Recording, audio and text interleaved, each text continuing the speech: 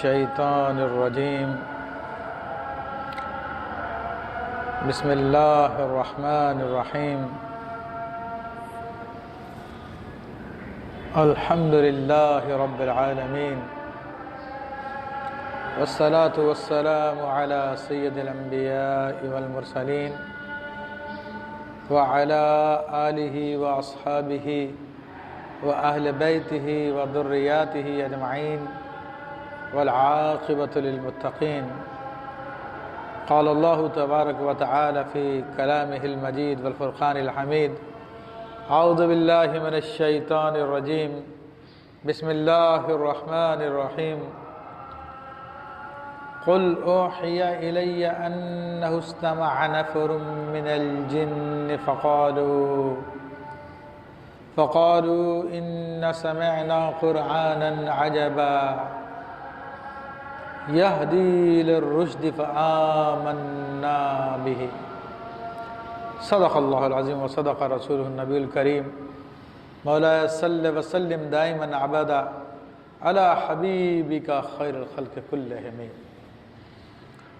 رب اشرح لي صدری ویسر لي امری واحلل عقدۃ من لسانی یفقهوا قولی. تمام حضرات ایک مرتبہ محبت سے درود پاک پڑھیے. اللہم صلی علی سیدنا مولانا محمد وعلی آل سیدنا محمد صلاۃ تنجینا بها من جميع الاحوال والآفات وتقضی بها لنا جميع الحاجات وتطهرنا بها من جميع السیئات وترفعنا بها عندك اعلی الدرجات وتبلغنا بها اقصى الغایات من جميع الخیرات فی الحیاة وبعد الممات انك على كل شيء قدیر. معزز حاضرین کرام، گزشتہ جمعے میں نے اپنی تقریر کے اختتام پر عرض کیا تھا کہ انشاءاللہ تبارک و تعالی ہم اب جنات کے حوالے سے گفتگو کریں گے. تو جنات کے حوالے سے گفتگو دو طریقے سے کی جائے گی. ایک تو خود جنات کا انٹروڈکشن کہ یہ ہوتے کیا ہیں، ان کے معاملات کیا ہے، اور دوسرا یہ ہے کہ اگر کسی انسان پر ان کے اثرات آ جائیں تو اس کا کس طرح علاج کیا جاتا ہے. تو پہلے مرحلے میں جنات کا انٹروڈکشن، ان کا تعارف میں پیش کرتا ہوں. معلوم ہونا چاہیے کہ لفظ جن واحد ہے اور اس کی جمع جنات بھی ہے، اجنہ بھی ہے. یہ ساری کی ساری استعمال کی جاتی ہیں اور جان بھی کہا جاتا ہے. اس کا لفظی معنی جیم نون دو لفظوں سے مل کے بنا ہے جن، اور جن کا عربی زبان میں جو معنی بنتا ہے چھپی ہوئی چیز یا جو چیزوں کو ڈھانپ لے اس کو جن کہتے ہیں. تو جب کسی کی عقل پہ پردہ پڑ جاتا، پاگل ہو جاتا ہے، تو یہ بھی اسی جن کے لفظ سے بنتا ہے، وہ مجنون ہے. اصل میں اس کا بھی جو روٹ ورڈ سے جیم اور نون ہے، تو باقی پھر وہ مفعول کے وزن پہ مجنون. اصل لفظ جیم نون ہی ہے کہ اس کی عقل پہ پردہ پڑ جاتا ہے، اس کی عقل چھپ جاتی ہے، تو پھر اس لیے اس کو مجنون کہتے ہیں. اور عربی زبان میں جب رات کا اندھیرا چھا جاتا ہے تو کہتے ہیں جن اللیل، یعنی رات چھا گئی ہے. تو یہ لغوی اعتبار سے چھپنے کا معنی اس میں پایا جاتا ہے جن میں. اب جنات کی کب پیدائش ہوئی، اس کے حوالے سے علامہ سیوطی شافعی رحمۃ اللہ تعالیٰ علیہ، جو اپنے زمانے کے مجدد تھے، ان کی کتاب ہے لقط المرجان فی احکام الجان. تو اس میں وہ فرماتے ہیں کہ سیدنا آدم علیہ السلام کی پیدائش سے 2000 سال پہلے جنات کو پیدا کیا گیا تھا. اچھا، یہاں پہ ایک بات کی میں مزید وضاحت کر دوں. اب جنات کی دو قسمیں بنتی ہے، ایک تو عمومی جنات ہوتے ہیں اور دوسرے شیاطین ہوتے ہیں، شیطان اور اس کی اولادیں. تو وہ بھی جن ہی ہے لیکن ان کے معاملات کچھ اور الگ ہے اور زیادہ سخت ہیں. عمومی طور پہ ہم جنات کی بات کر رہے ہیں. تو سیدنا آدم علیہ السلام کی پیدائش سے 2000 سال پہلے ان کو پیدا کیا گیا اور زمین پہ بسایا گیا ان کو. اور جو جس پہلے جن کو پیدا کیا گیا تھا اس کو ابو الجان یا ابو الجن یا ابو الجنات کہتے ہیں، یعنی جنات کا باپ. تو اس کو آگ سے پیدا کیا گیا تو جنات وہ مخلوق ہے جو آگ سے پیدا کی گئی، اور انسانوں کو اور دیگر مخلوقات کو جو زمین پہ رہنے والی ہیں عموماً ان کو مٹی سے پیدا کیا گیا، اور فرشتوں کو نور سے پیدا کیا گیا۔ تو جنات کا پہلا جن ابو الجان ہے، اور اس سے پوچھا گیا تمہاری کیا خواہش ہے؟ تو اس نے کہا کہ میری خواہش یہ ہے کہ ہمیں کوئی نہ دیکھے، ہم سب کو دیکھ سکیں، اور دوسری خواہش کا اس نے اظہار کیا کہ ہم میں سے کوئی نہ مرے جب تک کہ اس کی جوانی دوبارہ اس کو نہ مل جائے۔ تو پھر جنات میں یہ قانون ہے کہ جو بوڑھا ہو جاتا ہے تو پھر واپس جوان ہوتا ہے، اور اس کے بارے میں علماء نے بتایا کہ جب بوڑھا ہو جاتا ہے تو اس کو زمین کھود کے اس کو زمین میں دفن کر دیتے ہیں، پھر کچھ عرصے بعد اس کو نکالتے ہیں تو بالکل جوان ہو چکا ہوتا ہے، اس کے بعد پھر وہ مرتا ہے۔ تو اس لیے ان کی عمریں بھی کافی لمبی لمبی ہوتی ہے، طویل ہوتی ہے، 5-5 ہزار سال کے بھی ہوتے ہیں۔ تو اللہ تبارک و تعالیٰ نے جب جنات کو پیدا فرمایا اور ان کو زمین پہ رکھا تو یہ اللہ تعالیٰ کی عبادت کرتے ہیں، لیکن بعد میں پھر انہوں نے فساد کیا، خون ریزی کی، لڑنا جھگڑنا شروع کیا، قتال کیا، تو جس کی وجہ سے اللہ تبارک و تعالیٰ نے فرشتوں کو بھیجا اور انہوں نے جنات کو گرفتار کیا اور ان کو زمین سے نکال کے جزیروں کی طرف، پانیوں کی طرف، سمندروں کی طرف دھکیل دیا۔ اچھا، یہی وجہ تھی کہ جب اللہ تبارک و تعالیٰ نے آدم علیہ السلام کو پیدا فرمایا تو اس پہ فرمایا کہ انی جاعل فی الارض خلیفہ، زمین پہ اپنا خلیفہ بنانے والا ہوں۔ تو فرشتوں نے کہا اتجعل فیہا من یفسد فیہا ویسفک الدماء، اے رب تو زمین پہ ایسے کو خلیفہ بنا رہا ہے جو زمین پہ فساد کرے گا، خون بہائے گا، حالانکہ انسان نے یہ کام نہیں کیا تھا، ابھی تو پیدا ہی نہیں ہوا تھا۔ تو انہوں نے جنات کو دیکھا تھا فرشتوں نے، تو انہی جنات پر قیاس کرتے ہوئے انہوں نے انسانوں کے بارے میں یہ کہہ دیا تھا۔ تو اللہ نے فرمایا کہ انی عالم ما لا تعلمون، یہ فرشتوں مجھے معلوم ہے، تمہیں نہیں معلوم ہے۔ اچھا، یہاں پہ ایک اور بات علماء نے یہ بات بھی لکھی ہے، جنات سے پہلے زمین پر حنات تھے، جس سے جیم نون جین ہوتا ہے، اسے ہا نون حن ہوتا ہے، حلوے والی ہا، تو حن تھے، ان کی جمع حنات۔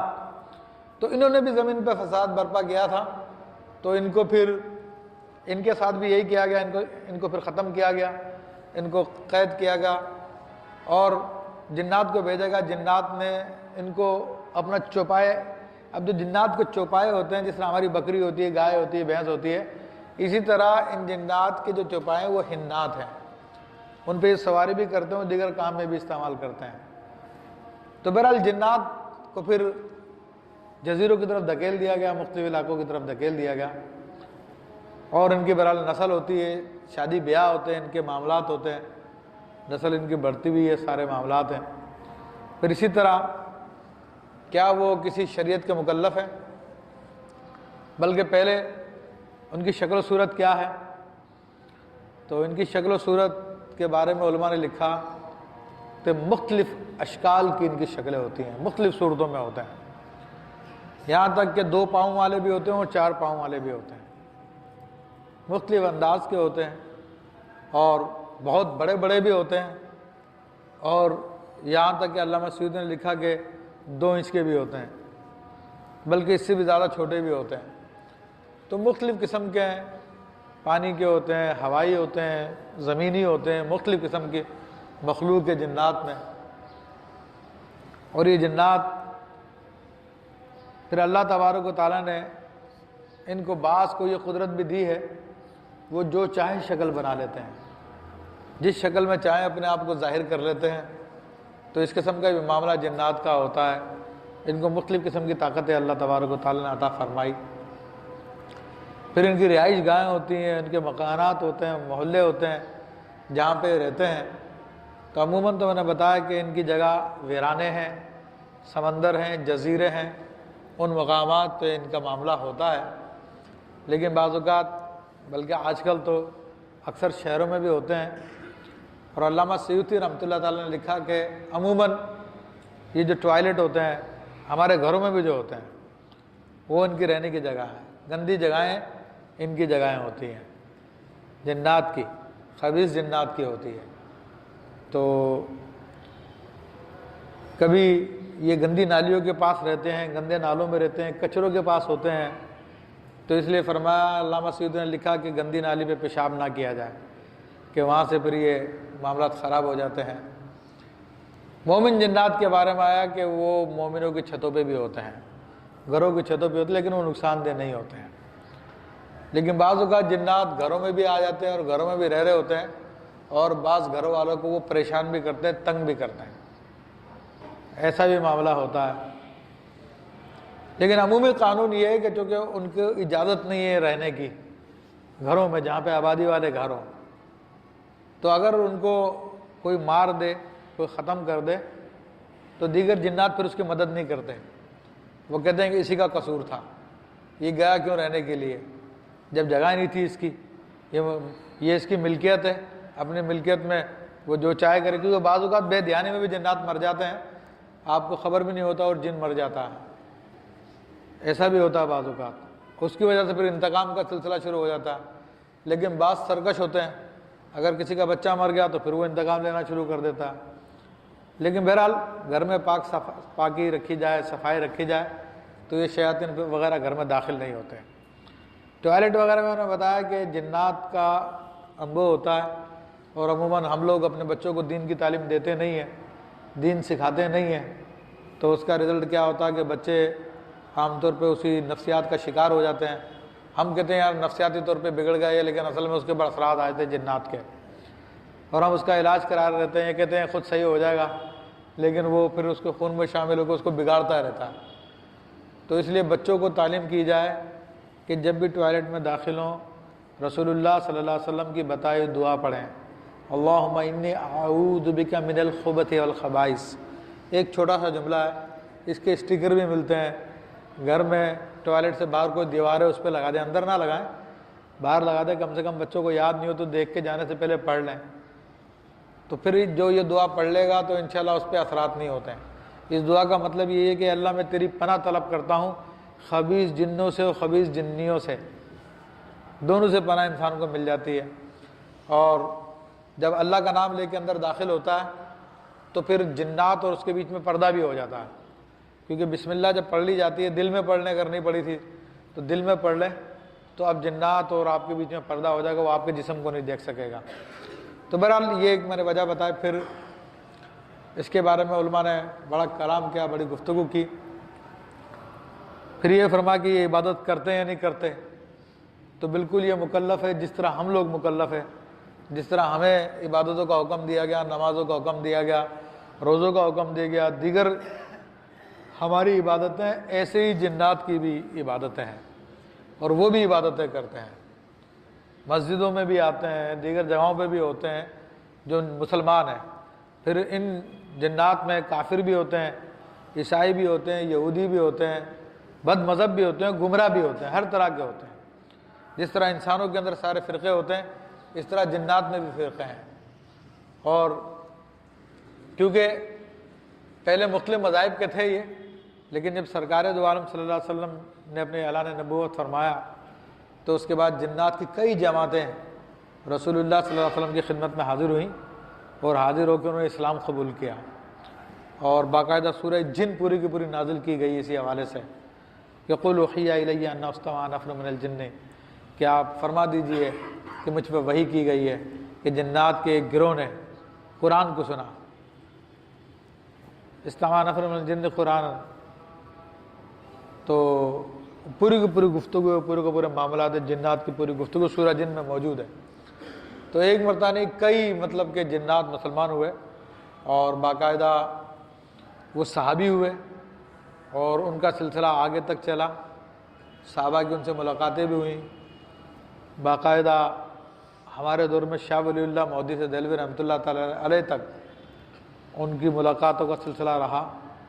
اور اب بھی موجود ہیں ان جنات میں سے، صحابہ کرام جنات میں سے۔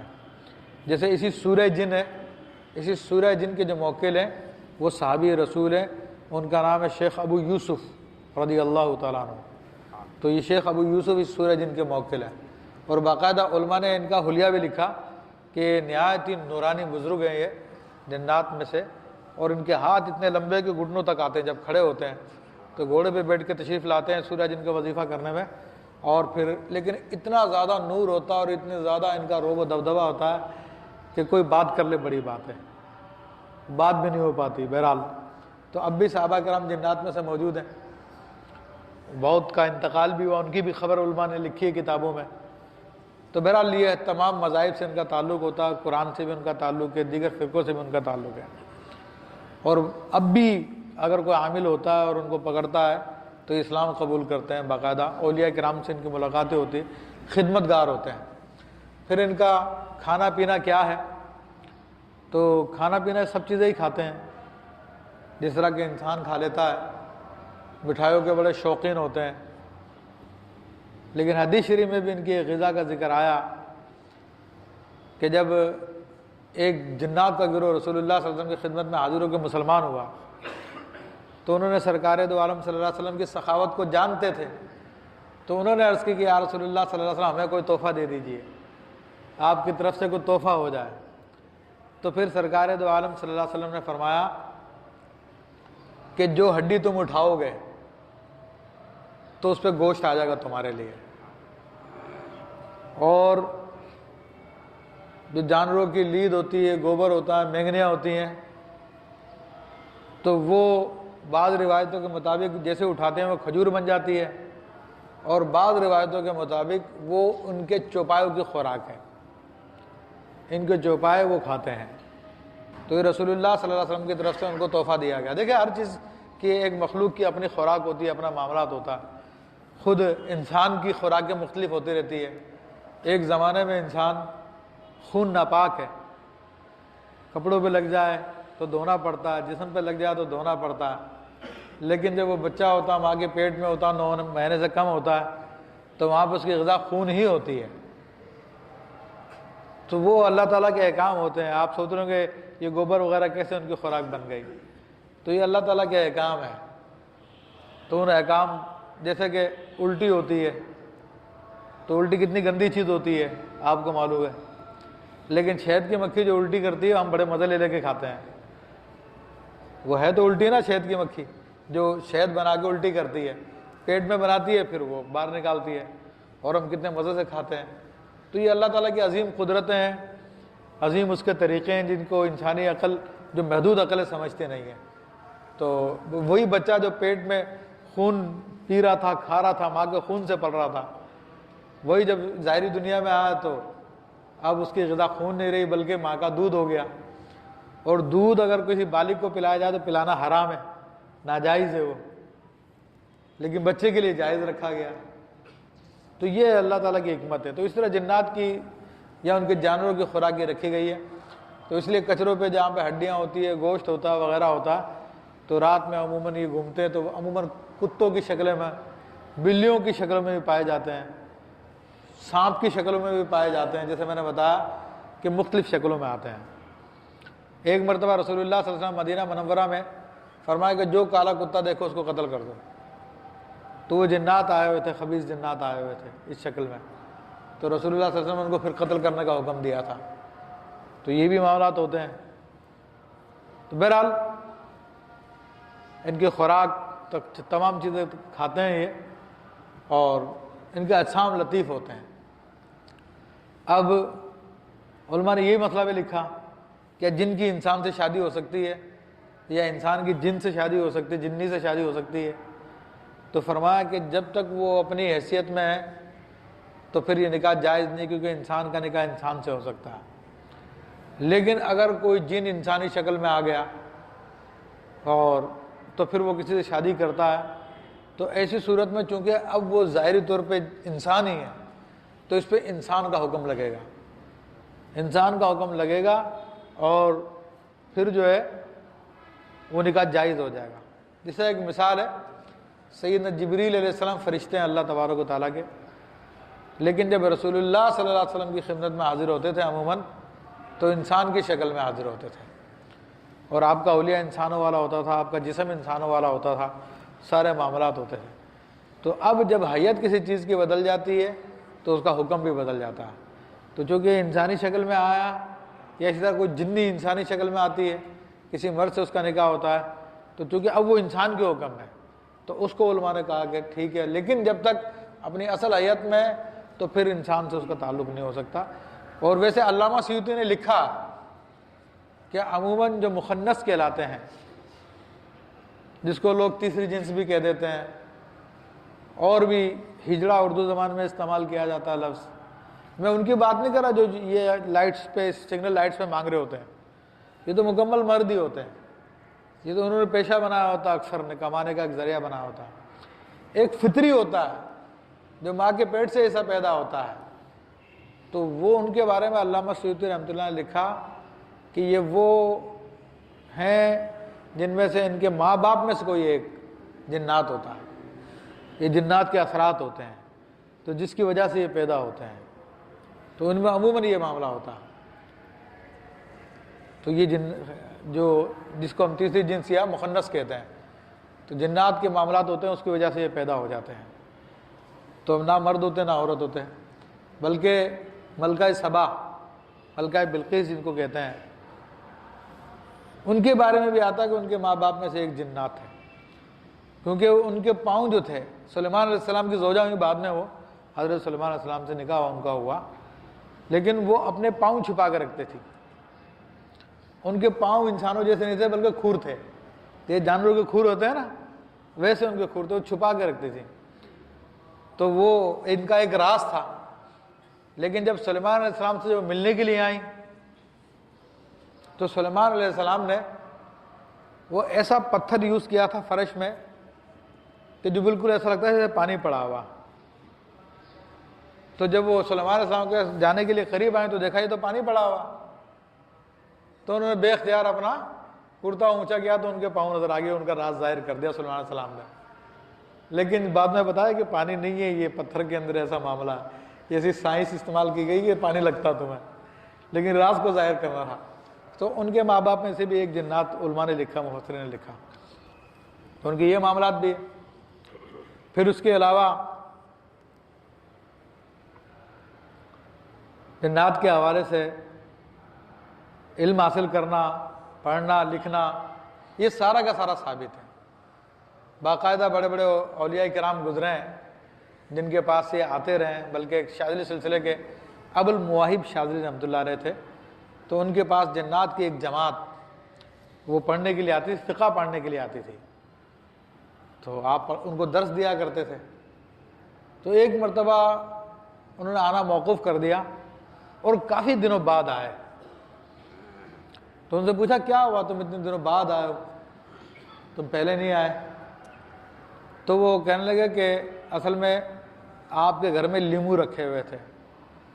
تو جہاں پہ لیمو ہوتے ہیں وہاں پہ نہیں آتے ہم۔ تو جنات کی ایک خاص قسم ہے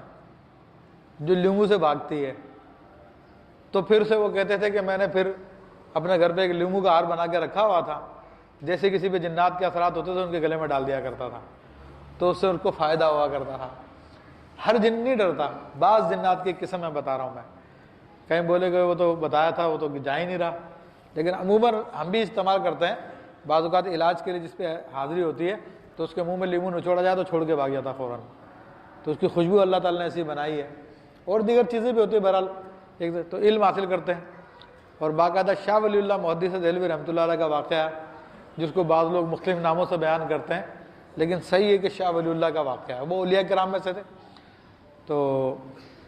ان کا واقعہ یہ تھا کہ یہ فرنگی محلی کا واقعہ، عبد الباری یا ان کا نام میرے ذہن میں نہیں آ رہا، تو وہ کہیں پڑھنے میں مصروف تھے، تو اچانک ایک کن کھجورا نظر آیا، تو انہوں نے کن کھجورے کو مار دیا، تو موزی چیز تھی، وہ پڑھنے لگے۔ تھوڑی دیر میں چند لوگ آئے، ہاں کہا یہی ہے، اس نے قتل کیا۔ وہ حیران ہو رہے کس کو قتل کر دیا، کہا پکڑو اس کو گرفتار کرو اور اس کو قاضی کے پاس لے کے چلو۔ ان کو ہاتھ کو پکڑا اور نقشہ بدل گیا، کسی اور شہر میں پہنچ گئے، کہا قاضی کی عدالت میں چلو، تو وہاں پر قاضی کے پاس لے کے گئے اور کہا کہ بھائی اس نے جو ہے ہمارے بھائی کو مارا، تو اس سے بدلہ لیا جائے، آپ فیصلہ کریں اس کا۔ تو قاضی نے پوچھا تم نے کیوں مارا؟ کہا میں نے کسی جن کو نہیں مارا، میں نے کسی کو نہیں مارا، وہ تو ایک کن کھجورا تھا۔ کہا کن کھجورا وہ جنات میں سے تم نے کیوں مارا؟ تو انہوں نے کہا کہ نبی علیہ الصلوۃ والسلام کی حدیث ہے مزی جانور کو مارنا جائز ہے۔ تو وہاں پر پھر مجلس میں ایک بزرگ شخصیت موجود تھی جن کی بھویں بھی سفید تھی، پلکیں بھی سفید تھیں۔ تو ان سے کہا گیا کہ حضرت یہ کیا معاملہ ہے؟ اور وہ ایک صحابی جنات تھے۔ تو انہوں نے پھر اپنے پلک اٹھا کے دیکھا اور کہا کہ ہاں یہ حدیث صحیح ہے، میں نے خود رسول اللہ صلی اللہ علیہ وسلم سے سنی ہے۔ تو پھر قاضی نے فیصلہ دیا کہ ان کے ساتھ کچھ بھی نہیں ہوگا۔ جب پھر ان بزرگوں کو پتہ چلا کہ یہ صحابی جنات میں سے ہیں تو انہوں نے پھر ان سے بات چیت کی اور ان سے پھر حدیثیں بھی لکھی، اور باقاعدہ وہ کتاب یعنی جنات صحابہ کرام کی روایت کے نام سے بازار میں ملتی بھی ہے۔ تو یہ ان کے معاملات ہیں جنات صحابہ کرام کے۔ اور بھی ان کے بہت سارے معاملات ہیں، جیسا کہ میں نے ذکر کیا، بہت ڈیٹیل ہے، بہت تفصیل ہے، لیکن اتنا ٹائم نہیں ہے کہ ساری تفصیل آپ کے سامنے بیان کی جائے، کیونکہ اگر مسلسل بھی ان کا پورا تعارف بھی میں پیش کروں تو کئی ہفتے چاہیے۔ لیکن انشاءاللہ تبارک و تعالیٰ اگلے ہفتے ہم اس حوالے سے گفتگو کریں گے، کیا جنات کسی انسان میں داخل ہو جاتے ہیں یا صرف اثر ڈالتے ہیں؟ اگر ڈالتے ہیں تو ان کا کیا علاج ہے اور کس طرح سے ان سے بچا جا سکتا ہے، اور کیا اسباب ہوتے ہیں، کس وجہ سے یہ آ جاتے ہیں۔ پھر علاج کے لیے جو خاص باتیں انشاءاللہ وہ میں آپ کو ذکر کروں گا۔ تو اس حوالے سے آپ اگر جلدی آئیں تو انشاءاللہ دین سیکھنے کا موقع ملے گا، ورنہ قرآن مجید فرقان حمید میں تو بڑی ڈیٹیل ان کی بیان کی ہوئی ہے۔ پہلے زمانہ یہ تھا کہ نبی علیہ الصلوۃ والسلام کے ظہور سے پہلے یہ جنات آسمان پہ جاتے تھے اور وہاں سے آسمان کی خبریں چراتے تھے۔ فرشتے جو آپس میں بات کرتے تھے، اللہ کی طرف سے ان کو حکم ملتا تھا کہ بھئی یہ کام اب زمین پہ کرنا ہے، تو یہ سن لیا کرتے تھے۔ سننے کے بعد پھر جس کے تابع ہوتے تھے اس کو آگے بتایا کرتے تھے کہ اب فلاں کام ہونے والا، اس میں 2-4 جھوٹ ملا کے وہ جو ان کا عامل ہوتا ہے، کائن ہوتا ہے، وہ آگے لوگوں کو بتاتا ہے۔ تو اب بہت ساری باتیں جھوٹ نکلتی تھیں، مگر ایک بات بھی سچ نکلتی تھی۔ تو لوگوں کی عادت ہے، نیچر ہے کہ جتنی جھوٹیں نکلے اس کو بھول جائیں گے اور کہنا دیکھو وہ بہت بولی تھی نا اس نے، وہ صحیح نکلی تھی، اس طرح پھر عقیدہ قائم کرنا شروع کر دیتے ہیں۔ لیکن جب اللہ تبارک و تعالیٰ نے اپنے نبی علیہ الصلوۃ والسلام کو دنیا میں مبعوث فرمایا، انہوں نے اعلان نبوت فرمائی، تو اس وقت سے پھر جنات کے لیے آسمان کے دروازے بند کر دیے گئے۔ اور باقاعدہ قرآن مجید فرقان حمید میں اس کا ذکر ہے، انا کنا نقعد منها مقاعد للسمع۔ وہ جنات کہتے ہیں ہم لوگ پہلے آسمان پر بیٹھا کرتے تھے، ہمارے اپنے مورچے بنے ہوئے تھے، جگہیں بنی ہوئی تھی اور سنا کرتے تھے۔ اب جو کوئی بھی جاتا تو اس کے لیے شہاب ثاقب ہے، تو فرشتے تارا توڑ کے ان کو مارتے ہیں۔ تو عموماً آپ نے بھی دیکھا کہ رات کے اندھیرے کے اندر کوئی چیز چمکدار سے گرتی ہوئی محسوس ہوتی ہے، تو یہ انہی جنات کو فرشتے تارا توڑ کے مارتے ہیں، تو وہ ہمیں گرتا ہوا محسوس ہوتا ہے۔ تو پورا نظام ہے اس کا، اللہ تبارک نے پورا طریقہ بنایا۔ انشاءاللہ اگلے ہفتے ہم اسی حوالے سے گفتگو کریں گے۔ اللہ تبارک تعالیٰ ہمیں علم دین سیکھنے اور اس پر عمل کرنے کی توفیق عطا فرمائے، آمین بجاہ